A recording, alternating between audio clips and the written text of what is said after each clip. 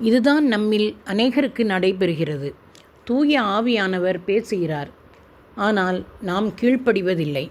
இயற்கைக்கு மேற்பட்ட காரியங்கள் நம்மில் நடக்கும் பொழுது அதை விட்டுவிட்டு மெச்சத்தகுந்த பிரமிப்பூட்டுகின்ற காரியங்களை நாம் வெளியில் தேடிக்கொண்டு இருக்கிறோம்.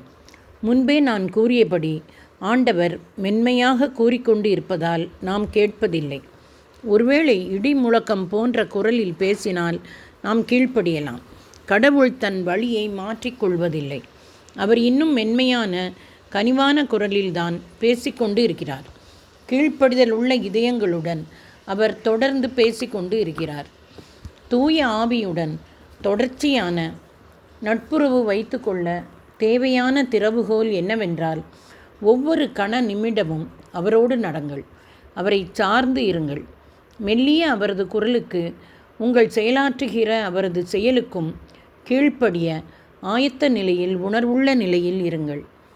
தூய ஆவியுடனான நட்புறவை பற்றி இன்னும் அதிகமாக அறிந்து கொள்ள தூய ஆவி நான் உம்மை நேசிக்கிறேன் என்ற தலைப்பில் உள்ள என்னுடைய முந்தைய புத்தகத்தை வாசியுங்கள்.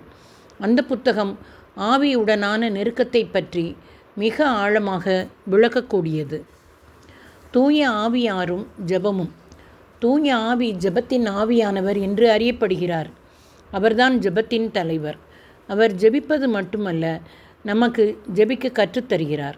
பல தலைமுறைகளில் வாழ்ந்த ஜெப வீரர்களுக்கு தூண்டுதலாகவும் உயிர் மூச்சாகவும் இருந்து வருகிறார். எல்லா காலங்களிலும் வாழ்ந்த கடவுளின் ஊழியர்களுக்கு ஜெபத்தில் பலமும் உற்சாகமுமாய் இருந்து வருகிறவர் தூய ஆவியானவர்.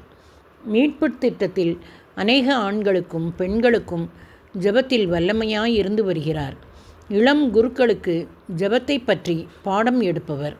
மூத்த குருக்களுக்கு ஜெபத்தில் உள்ள தவறுகளை சரிப்படுத்துபவர். ஜெபத்தில் அவர் செயல்படும் போது மணிகள் நொடிகளாய் பறந்து செல்லும். அவர் இல்லாத ஜெபத்தில் நொடிகள் மணிகளாய் நகர்ந்து செல்லும். ஜெபிக்க வரும் மக்களை அவர் நேசிக்கிறார். இறைப்புகழ்ச்சி செய்யும் மக்களை, வழிபாடு செய்யும் மக்களை, ஆராதனை செய்யும் மக்களை, பரிந்துரை ஜெபம் செய்யும் மக்களை அவர் நேசிக்கிறார். ஜெபத்தில் அவர் மன்னிக்க கற்றுக் கொடுக்கிறார். ஜெபத்தில் மனம் திரும்புதலை கற்றுக் கொடுக்கிறார். ஜெபத்தில் சரியானவர்களுக்காக ஜெபிக்க கற்றுக் கொடுக்கிறார். ஜெபத்தில் தூய ஆவி தரும் வாளை வீசுவதற்கு கற்றுக் கொடுக்கிறார். ஜெபத்தில் நம்மேல் பொழியப்பட்ட அதிகாரத்தை பயன்படுத்த கற்றுக் கொடுக்கிறார். ஜெபத்தில் அமைதியாயிருக்கவும் அவரது குரலை கேட்கவும் பயிற்சி கொடுக்கிறார். ஜெபத்தில் கடவுளின் திருவுளத்திற்கு நம்மை அர்ப்பணிக்க கற்றுக் கொடுக்கிறார். ஜெபத்தில் கடவுளின் திருவுளத்தை பற்றி போதிக்கிறார். ஜெபத்தில் அழகையை எதிர்த்து நிற்க கற்றுத்தருகிறார். தொடர்வோமா நண்பர்களே?